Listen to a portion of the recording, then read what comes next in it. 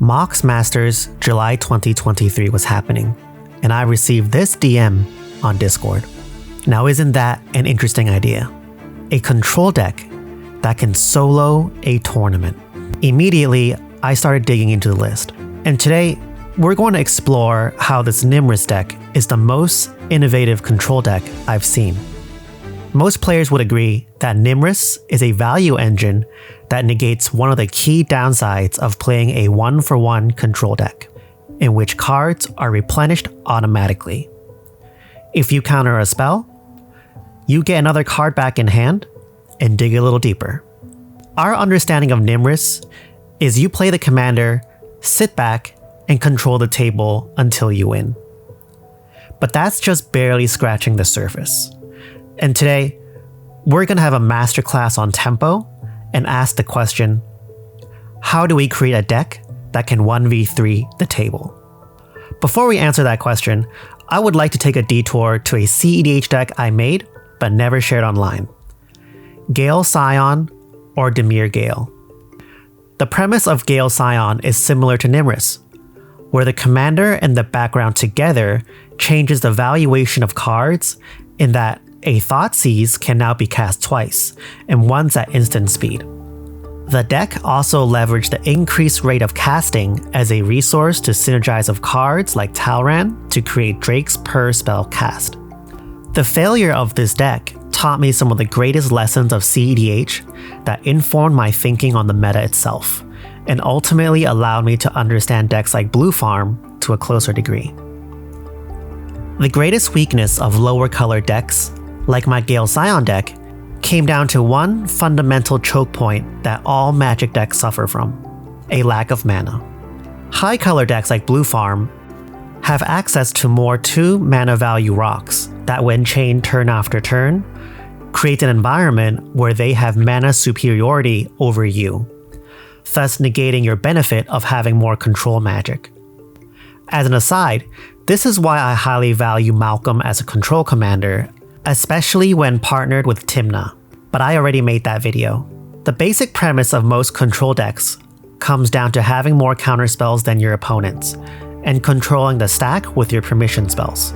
However, as illustrated, Blue Farm will play that game better if you allowed it time as a control deck, purely on the resources it has alone.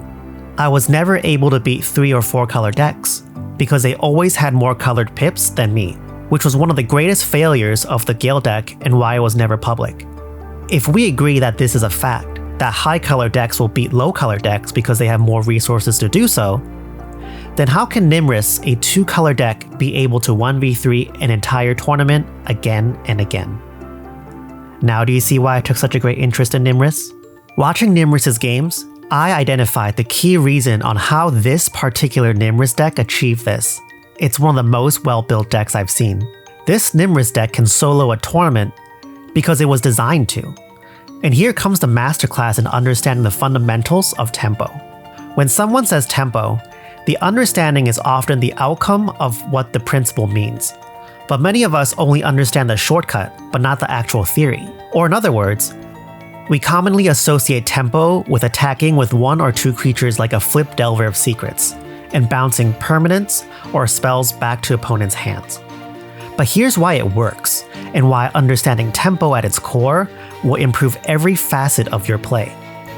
Tempo, as I've been taught by supposedly retired blue-white control pro Zach Allen, is understanding the effective mana's worth of effect that you have on your board. Delver is a 1-mana creature that, once flipped, behaves like a 4-mana creature as a 3/3 flyer. Without adding anything to this example, we can see how you are positive on tempo once Delver is flipped, because you invested 1 mana and in exchange received 4 mana's worth of effect on the board. We got that? Because it only gets more complex from here. As the game continues, the effective mana's worth of effects changes throughout each stage of a game. A flipped Delver is incredibly powerful on turn 2, but on turn 4, once your opponent plays an Augury Raven, the Delver no longer feels as powerful. If the Delver's effective mana value is 4, and the Augury Raven costs 4, you can see how you are no longer positive in tempo, right? Now this is how interaction like counterspells or removal plays into the tempo strategy.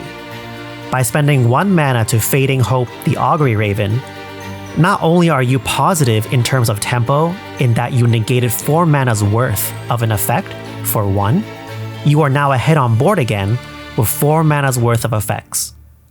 Now that we understand the baseline fundamentals of tempo and the limitations of control in low color decks, we can finally move on to showing how this particular Nymris deck delivers on every axis and how the old understanding of Nymris was missing the true potential of what tempo and control means. Let's take another look at Nymris. Every time you cast your first spell during each opponent's turn, you look at the top 2 cards of your library and put one of them into your hand and one of them into your graveyard. It's almost like adding a consider to every spell. I hope your freshly tempo-pilled brain is starting to get excited because you can see how Nymris literally increases the effect of all your spells by 1. This means that Nymris makes your stack interaction on average 1 mana better than your opponent's. From a tempo perspective, that's incredible. If you manage to cast 3 spells during a turn cycle, Nymris has returned to you 3 mana's worth of effect and put you that much further than your opponents. But then, we also know that Nymris solves the greatest problem of 1-for-1 interaction in Commander, as the cards replace themselves as you spend them, so your hand is rarely depleted. But doesn't this bring us back to the Gale Scion problem? Here's where good deck design comes in and how we solve a control problem by understanding tempo. Gale Scion ran into the problem of being limited on mana to answer multiple threats. Even if we take a very idealistic view of being able to answer 3 opponents in 1 turn with 1 mana each, that would cost us 3 cards and 3 mana per cycle to handle them all, and that puts us mana neutral and down on cards. So how do you solve this problem with this video's understanding of tempo? We answer the table with mana efficiency. We try to spend as few mana and as few cards to answer as much as we can, and this means playing stacks.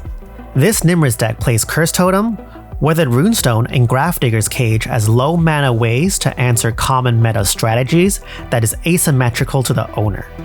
This frees up resources for you to spend on development or answering cards that aren't caught by these artifacts. But there's more than just playing stacks, and the real innovation of this list. This Nymris deck plays Sheoldred's Edict and the new Sheoldred from March of the Machines. Both of these cards are incredible in terms of tempo, because they affect each opponent with their text box. If a Swords to Plowshares on a Crom is +4 on mana, think about what happens when you cast a 2 mana spell and snag a Crom, an Elvish Mystic, and an Archon of Emeria. Sheoldred, while expensive in mana value, has much more returns as she turns into a saga and continuously affects the entire table. This video is getting long, so I'm not going to get any further on this. I think the point is clear. This Nymris deck is perfectly designed to leverage the commander's unique ability to have tempo advantage over your opponents, and exacerbates the problem for your opponents by playing tempo positive cards to become the ultimate control deck. This should be a model for anybody who is interested in playing control, and a very exciting example to iterate from. The original deck list is linked below, so please give it a click and a nice comment for the deck designer. If you liked what you heard today, please consider supporting me on Patreon, where you can gain access to more exclusive articles on Magic fundamentals, and deck lists I will be exploring for my patrons, like a Rafine deck that won thanks to a Mausoleum Wanderer. Thanks for watching, and if you haven't caught my last theory video yet, you definitely want to watch how Atali is uniquely poised to be the best Gruul commander in CDH, or this metagame guide on how to answer tier 1 decks. Bye!